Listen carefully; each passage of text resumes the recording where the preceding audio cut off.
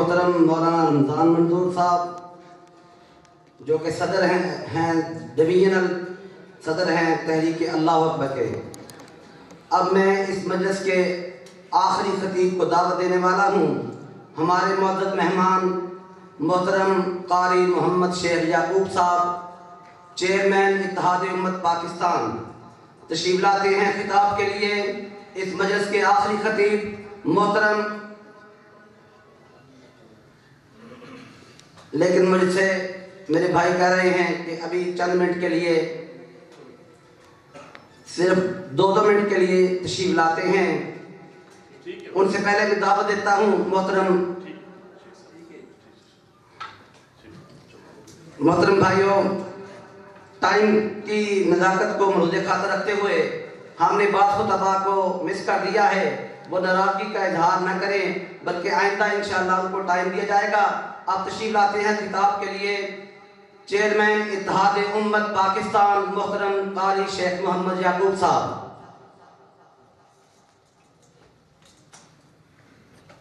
السلام علیکم ورحمۃ اللہ وبرکاتہ۔ الحمد للہ رب العالمین والصلاة والسلام على سید الانبیاء والمرسلین، اما بعد، اعوذ باللہ من الشیطان الرجیم، بسم اللہ الرحمن الرحیم۔ وَلَقَدْ كَتَبْنَا فِي الزَّبُورِ مِن بَعْدِ الذِّكْرِ أَنَّ الْأَرْضَ يَرِثُهَا عِبَادِيَ الصَّالِحُونَ وَالْحَمْدُ لِلَّهِ الْقَائِلِ إِنَّ هَذِهِ أُمَّتُكُمْ أُمَّةً وَاحِدَةً وَأَنَا رَبُّكُمْ فَاعْبُدُونِ۔ وقال رسول الله صلى الله عليه وسلم العلماء ورثة الأنبياء، أو كما قال عليه الصلاة والسلام۔ اسٹیج پر جلوہ افروز قائدین امت، عمائدین کرام اور میرے سامنے بیٹھے ہوئے علماء و خطباء، ائمہ و مدرسین،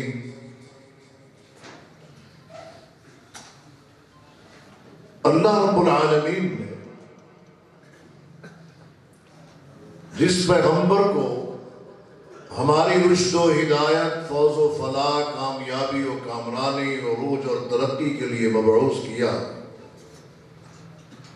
وہ سب سے بڑے اتحاد امت کے داعی تھے۔ جو کتاب آپ کو دی گئی، قرآن مجید، فرقان حمید، وہ کتاب بھی اتحاد کی داعی ہے۔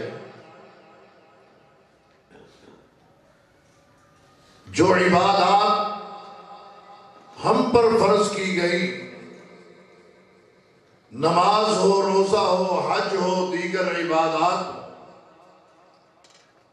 تمام تر وہ اجتماعی عبادات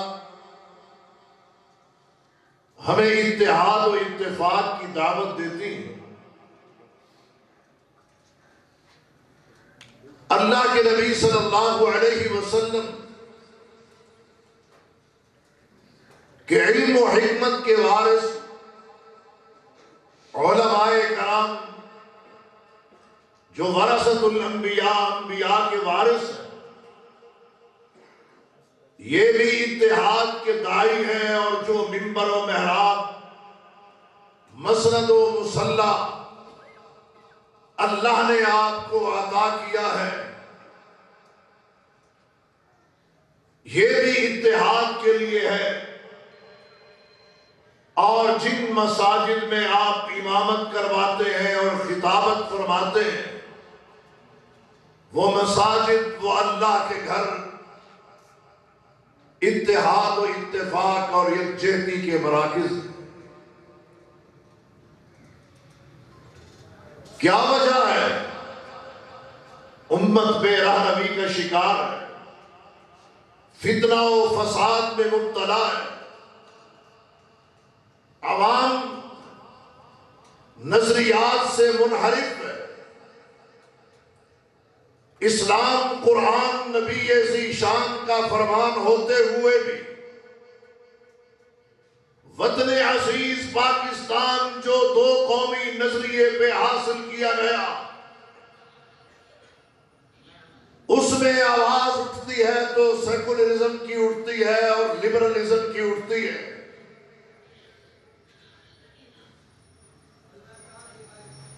کئی پارٹیوں کی یاترا کرنے والے، وفائیں بدلنے والے، لوٹا نما وزیر بھی پاکستان کے خلاف زبان درازی کرتے ہوئے یہ کہتے ہیں کہ یہ تو نہ نظریے پہ حاصل کیا گیا، نہ اسلام کے لیے حاصل کیا گیا، یہ مادر پدر آزاد لمبی زمانے لیے میڈیا کو استعمال کرتے ہوئے اسلام، اہل اسلام اور پاکستان کے خلاف زبان درازی کرتے ہیں۔ وہ اگر میڈیا کا استعمال کرتے ہوئے وطن عزیز پاکستان کی نظریاتی سرحدوں پر حملہ آور ہیں تو علماء امت یہ آپ کی ذمہ داری ہے کہ آپ بھی اس میڈیا کو استعمال کریں جس میڈیا کو کبھی زوال نہیں، اور وہ میڈیا منبر و محراب ہے، وہ مصلی رسول ہے، وہ مسند مصطفی ہے، اور یہ وہ میڈیا ہے جس کو کبھی زوال نہیں۔ اللہ نے ہر دور میں اسے عروج عطا کیا۔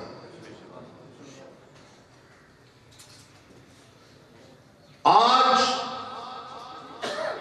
ہمیں یہ سوچنا ہوگا کہ سارا وہ سامان ہمارے پاس ہے جو امت کو یکجا، متحد اور متفق کرنے والا ہے، پھر کیا وجہ ہے کہ آج یہ امت متحد نہیں ہو رہی؟ اس کی وجہ یہ ہے کہ علماء مسالک میں تقسیم ہو گئے، جو اتحاد کے داعی تھے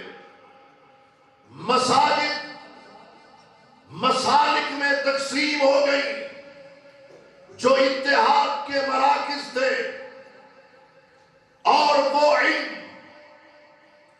جس نے اس امت کو جوڑنا تھا انہیں بھی مسالک کے تابع کر لیا گیا۔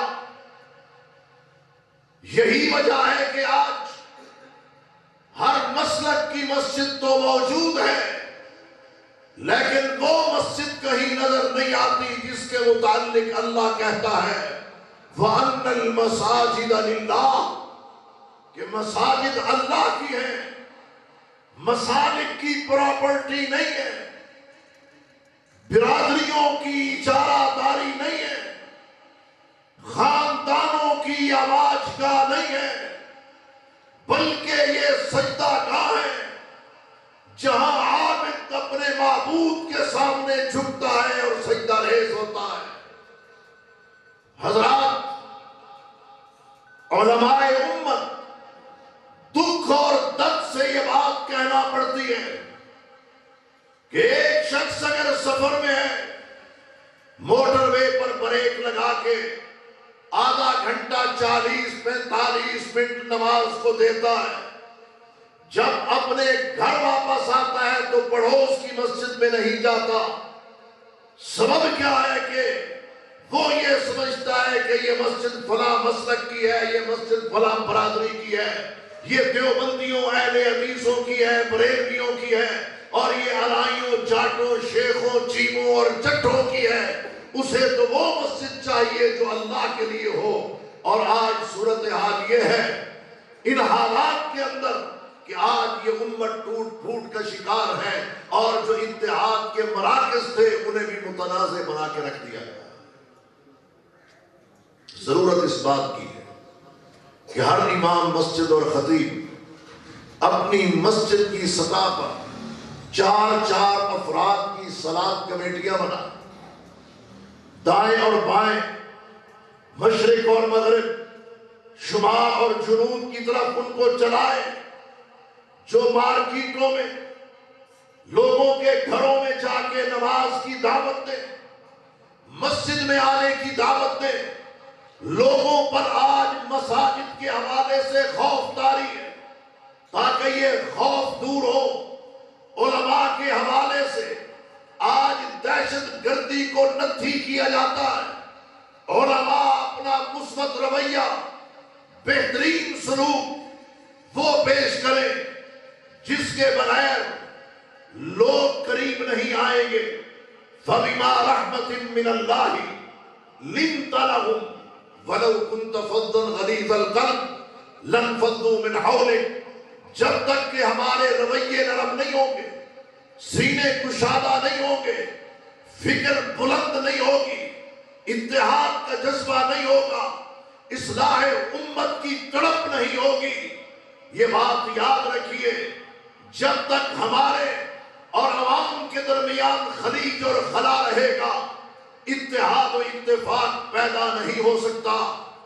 اللہ تبارک و تعالی نے ہمیں متحد بنایا ہے، لیکن شیطان کی چالوں میں آ کر ہم خود منتشر ہوئے ہیں۔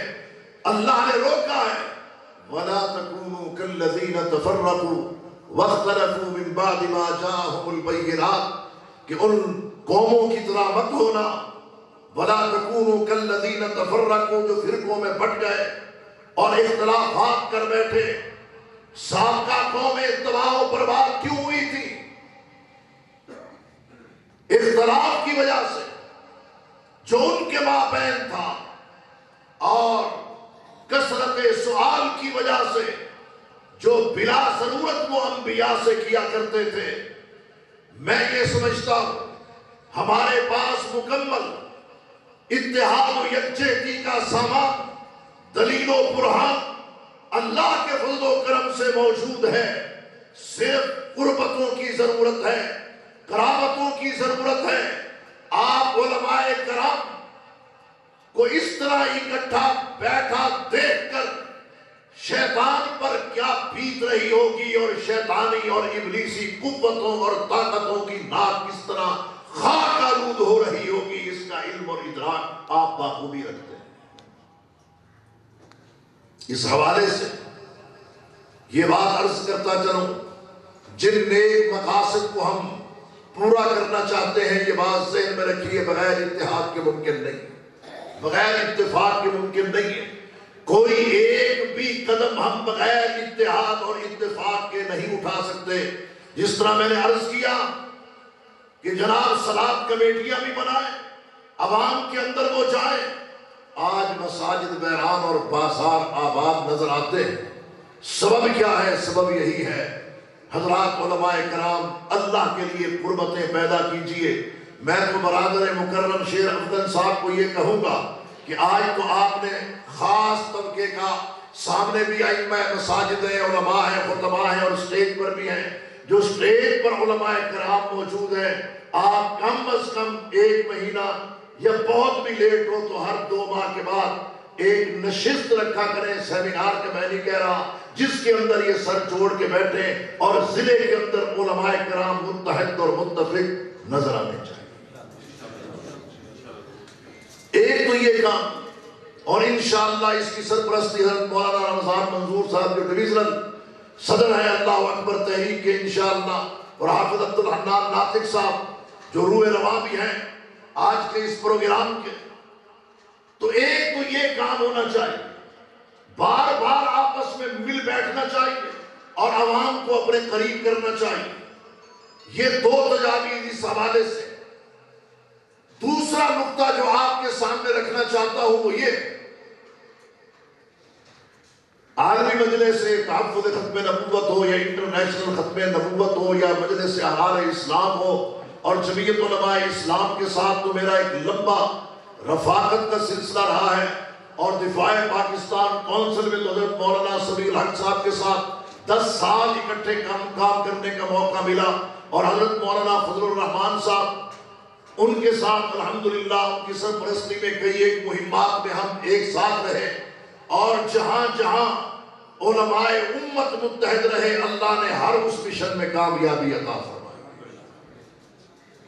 یہ سب ایک تڑپ رکھتے ہیں، ایک درد رکھتے ہیں، اور وہ تڑپ وہ درد آپ کے اندر بھی موجود ہے۔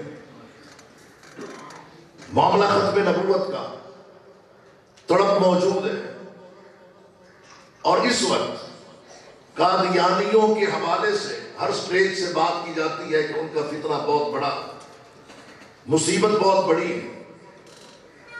اس وقت صورتحال یہ ہے کہ ہر ڈویژنل شہر میں اور پسماندہ علاقوں میں مرلوں میں نہیں ایکڑوں میں وہ جگہ خرید رہے ہیں، اپنے مراکز کے لیے ایکڑوں میں جگہ خرید رہے ہیں، 10 ایکڑ 15 ایکڑ قادیانی یہ کام کر رہے ہیں۔ پاکستان کے پسماندہ علاقوں میں انہوں نے خدمت مہم شروع کی ہوئی۔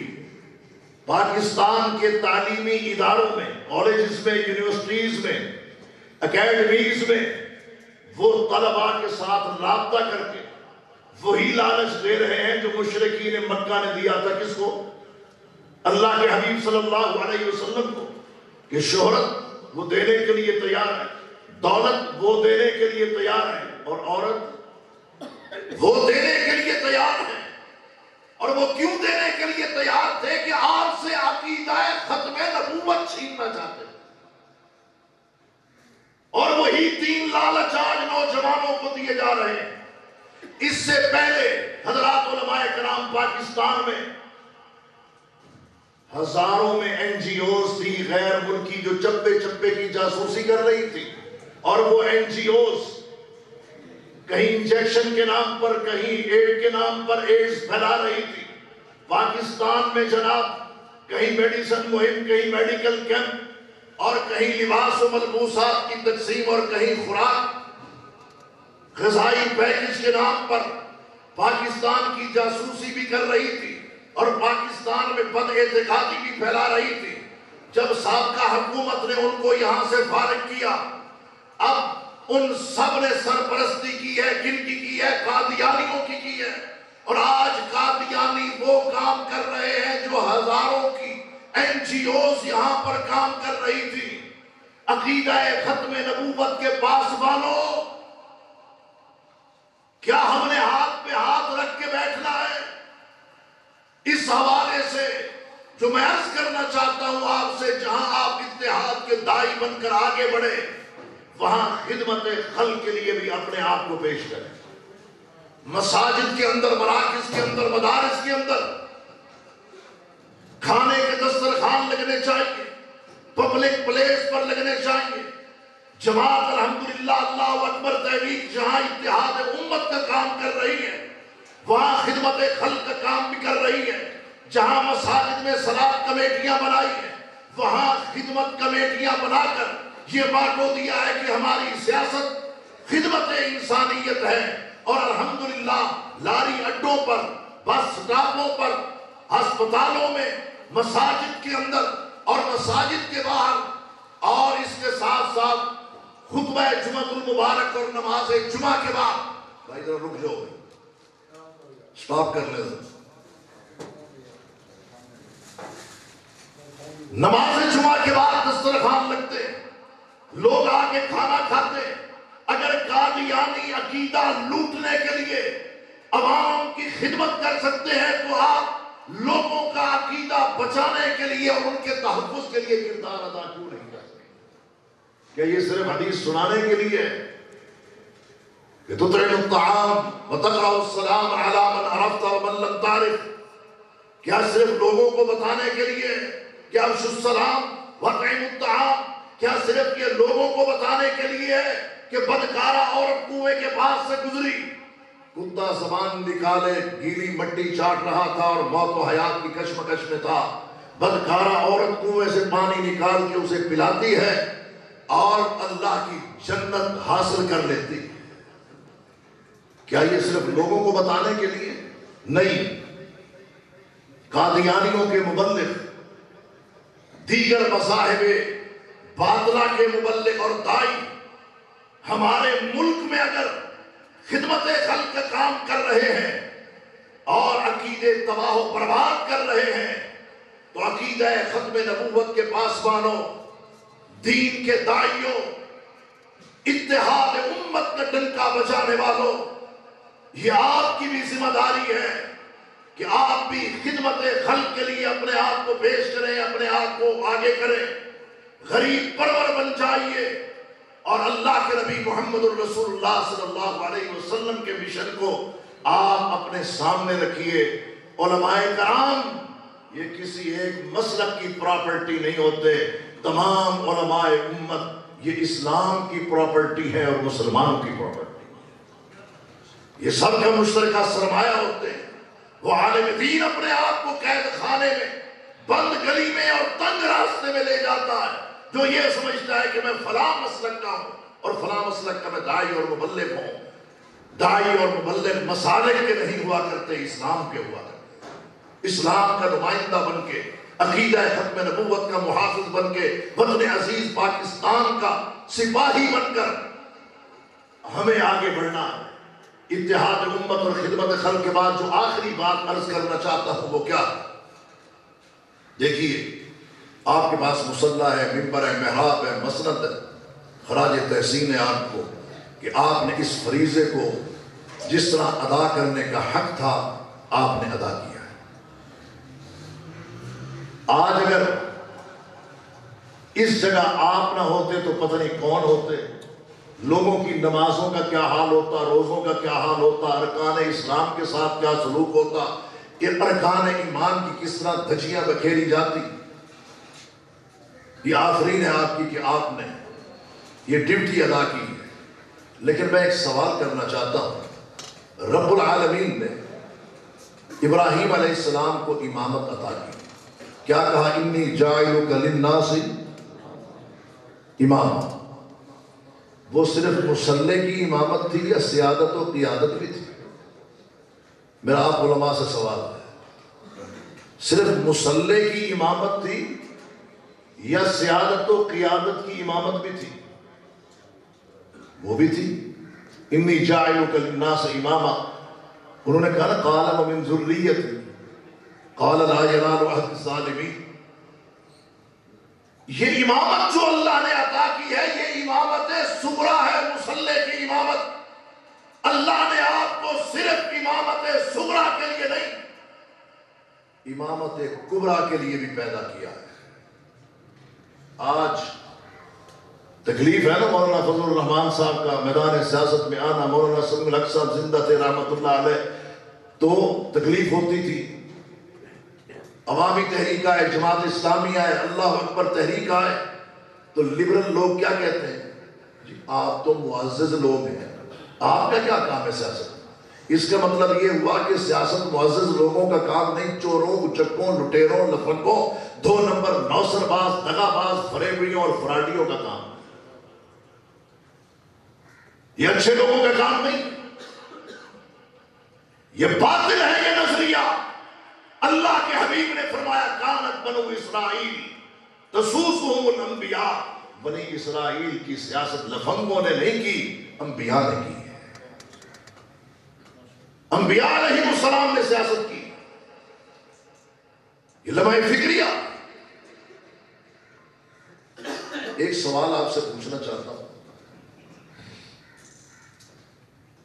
جب نماز کا وقت ہوتا ہے آپ نے کبھی کسی بھی ان پڑھ جاہل جس کو ناظرہ بھی قرآن پڑھنا نہ آتا ہو مصلی پہ کھڑا کیا؟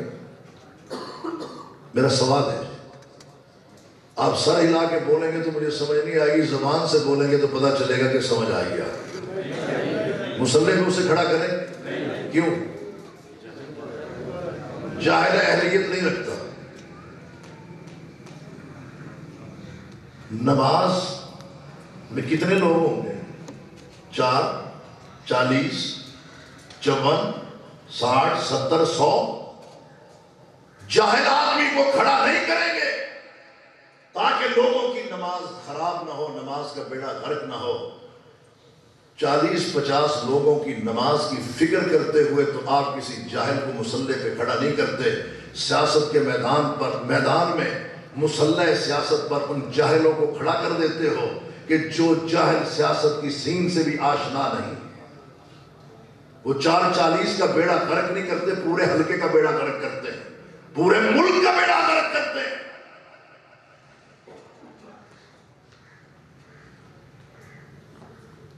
صورتحال کیا ہوتی؟ جب وہ منتخب ہو کے اسمبلیوں میں چلے جاتے ہیں، ہم پھر ان کے آگے جھولی پھیلاتے ہیں کہ ہم بھیک مانگ رہے ہیں آپ سے کہ آپ عقیدہ ختم نبوت کو خطرہ ہے تو آپ ذرا تحفظ کیجیے، اسمبلی میں آواز اٹھائیے۔ کس منہ سے ہم کہتے ہیں؟ ہم خود سیاست میں قدم کیوں نہیں رکھتے؟ کیا زندگی بھر یہ فیصلہ کر رکھا ہے کہ غلامی کا توق گلے میں پہننا اور عقیدہ ختم نبوت کے لیے بھیک مانگنی ہے؟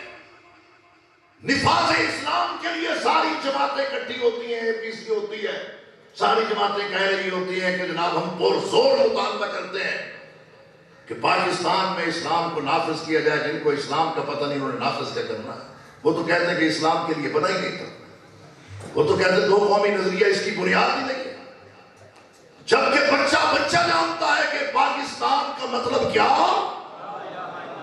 لا الہ الا اللہ۔ اگر اس بھیک سے باز رہنا ہے تو سیاست کے لیے اپنی کمر کو کس لو، اور یہ کام کرنا ہوگا، یہ کردار ادا کرنا ہوگا۔ اسی کا نام امامت ہے۔ امامت کبریٰ کرو گے، بڑی امامت کرو گے تو صغریٰ بھی بچ جائے گی، ورنہ یہ بات یاد رکھو، یہ امامت صغریٰ مصلح کی امامت سے بھی کل کو ہاتھ دھونے پڑیں گے۔ آپ کی تو مساجد کو تحفظ نہیں،